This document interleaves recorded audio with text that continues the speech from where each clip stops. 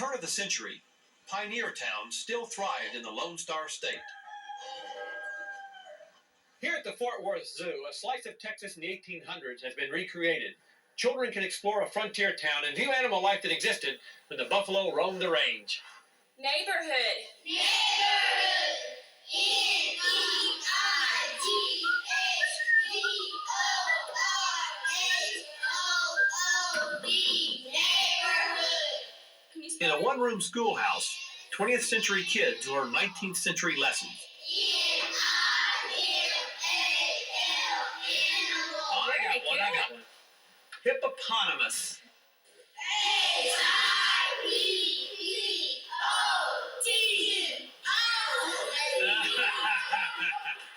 Now, when's lunchtime? I'm hungry. 12:30. Oh, man. What about playtime? Playtime's after that. Playtime's after that? Mm-hmm. Hey, you want to go play now? Yeah! Oh, let's go. See you later, Teach. See you, teacher. Okay, kids, our lesson is milking cows, all right? Randall Weems is in charge of the Fort Worth Zoo, Texas exhibit. First thing you do is know it's a cow. This is a, what is this, Randy? Jersey? Holstein. That's what I thought, Holstein. You grab this thing right here, and you, and where's Randy? Oh, that's right. I knew there was something I was missing. Anyway, am I right, Randy? Grab up here like this. And you keep going. We let you milk for breakfast, will there? Huh? Okay, now, here we go, I got it. Oops. Wait a minute, I'll get it going here, just hold it a minute. Yeah, you like the milk. I'll teach you.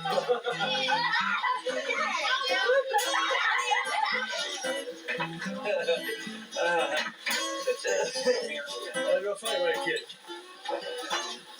Yep. You're on your own. Jack, I'm going to tell you right now, they're going to mop you when you shake that bucket. Hey. Easy. Hey. Oh, boy, come. Yeah.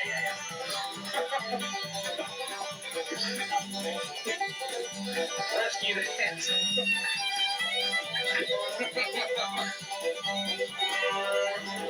Reminds me of the old days out on the farm.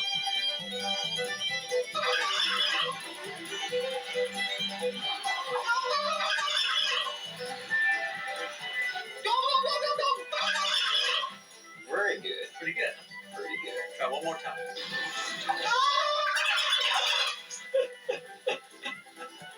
Pretty good. Now, what are these things here? These are javelinas or collared peccaries. Collared peccary? Uh-huh.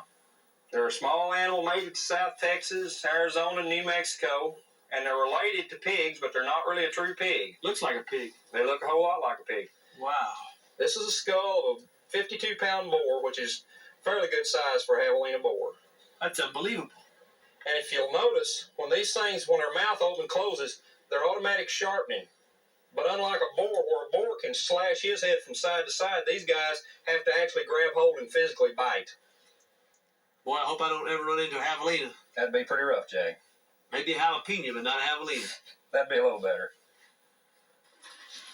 Now, these animals here look like deer. Some of them are white-tailed deer and some of them are pronghorns or pronghorn antelope. Some people call them antelope, but they're not really a true antelope. They're native to West Texas. There used to be pronghorns all over the middle part of the United States with the buffalo. What's that, where, a buffalo? These are a buffalo or American bison. This animal almost became extinct. They almost became extinct from a high of anywhere between 35 million to 100 million animals. 35 million? And to think there were only 900 left at one time. They're coming back pretty good. Latest figures U.S. Fish and Wildlife's got there between 75 and 110,000 of them. The animals at the Fort Worth Zoo remind us that the passing of a way of life does not have to doom the creatures who share that life with us.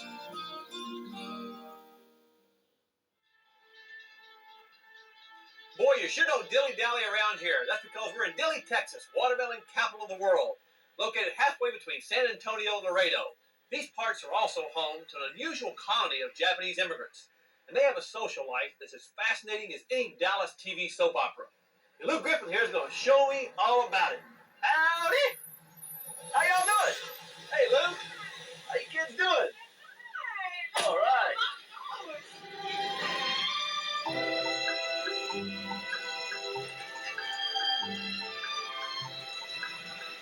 I noticed some cattle out there. Yeah, they run quite a few head on this ranch. This is a medium-sized ranch for this part of Texas. It's about 40,000 acres. 40,000 acres? We're not there, Lou. This is taking forever. We're almost there. It seems like forever. People sometimes say we have the longest front driveway in the world. You wouldn't have believed me if I told you. So now you can see for yourself. This Texas ranch is home to a colony of 500 Japanese macaques, or snow monkeys.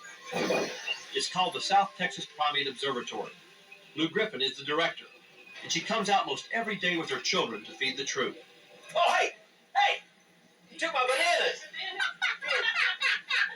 You took it right out of my pocket! Of course.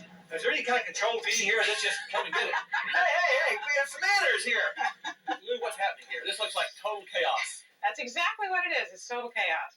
You've got the lower-ranking animals coming up to snitch the good stuff as quickly as they can. Right in front of you is Rocket, who's Rocky's youngest brother. Where's Rocket? Rocket's right in front of you, stealing peaches. Hey, Rocket. You So like this he's, piece? Look at him. He's actually spoiled. This He's animal very actually. spoiled. He's Look at spoiled. him. Because What's that? his oldest brother is the king, and he knows it, so he can do anything he wants to, because if you mess with him, his brother will beat you up. And it works in monkey society and human society. What was he trying to do to me? He's just trying to push you off. Exactly that. Exactly Rocket. what he Hey, wants. Rocket. Lou, how often do you feed these? These guys are fed once a day. Every day they're fed grain and cattle cubes and monkey chow. And then once a week or twice a week they get produce like this. So this is a big treat. I have never seen anything like this in my entire life. I've been a lot of places. Hey! Whoa! Whoa! Whoa, what happened? Oh, wow. So that's, Whoa! What happened there? that's one of the teenage males who came in where he wasn't supposed to be. So what he did, it's called redirect aggression. He got picked on, so he started picking on somebody else, and then somebody else started picking on somebody else. Sort of like your standard office hierarchy. If you get beat up, then you beat up on somebody else. Okay, I'm out of here. You ready? Yep. Okay, let's go, man. My job is to kick the grain out. A little at a time, because we've got a half a mile of the road to go down. Oh, I'm going to be a mess when I get through here. Come on, monkeys, come on! This is more fun than a barrel of monkeys. Are they all eating? Hey, Lou? Yeah? What do you sit in? I think that's called monkey food. Oh, wait. Throw some? Throw some in the ribs? Good girl. Keep throwing it. Yes. Good girl. Do what you're doing.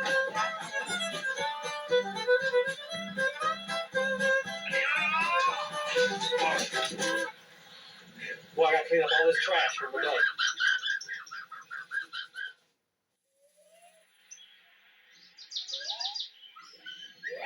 The macaques may be at home now with mesquite, cactus, and scorching Texas summers.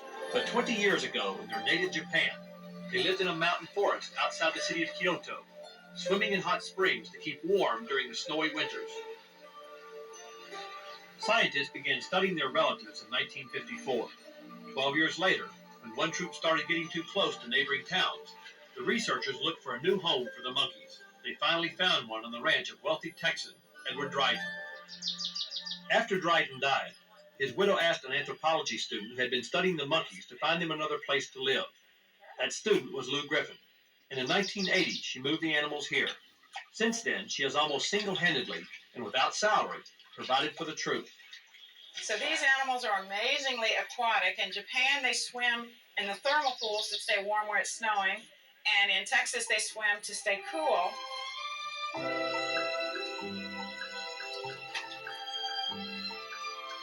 Snow monkeys have an uncanny ability to figure things out, adapt them to their own advantage, and then pass on the knowledge to a new generation.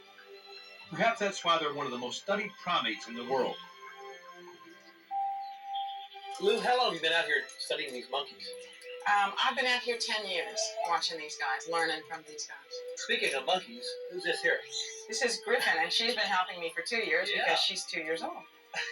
We've got 2 monkeys that have grown up with the other monkeys. And these monkeys are very tolerant of their own offspring, and they're very tolerant of these human children.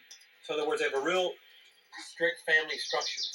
For snow monkeys, society is built on the family. So even an old guy like Groucho, he's still close to all his family. He was born in Japan and raised in Japan. He still speaks Japanese. What do you mean they speak Japanese? This is a monkey. Well, it's one of the things that's fun to talk about. You're right. They don't speak a language. They have a system of communication, technically. But we had a Japanese researcher come, and he took the Texas calls back and played them in Japan.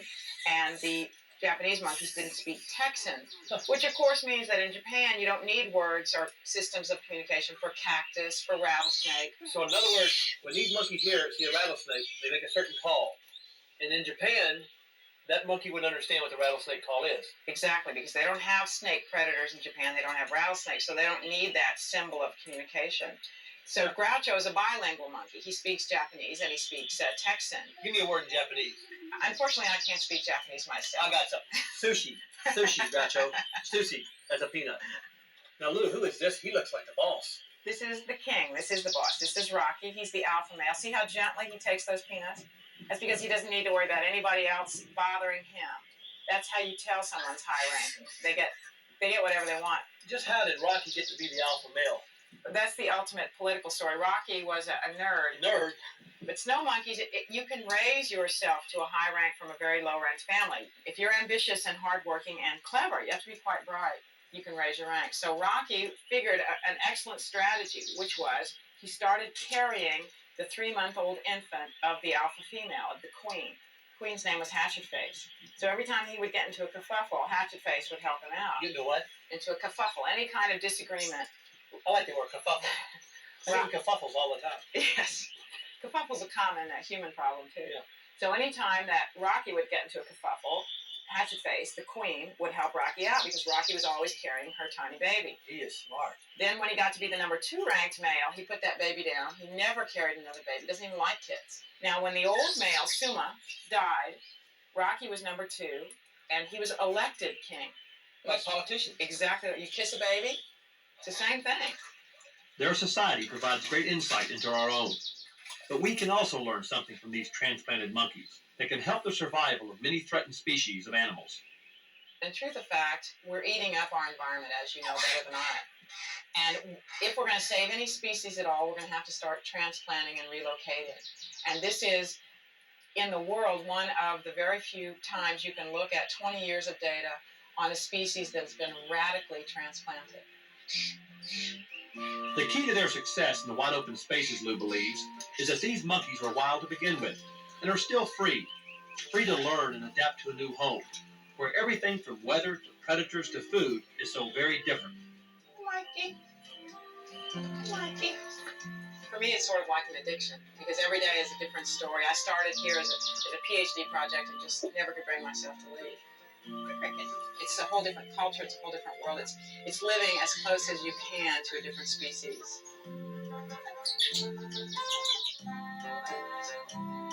In Texan language, I guess you'd say that feeding all those monkeys plumb tuckered me out. But I won't ever forget my day in Dilley, Texas. 500 monkeys, 2,000 pounds of produce, 2 children, and one very extraordinary lady.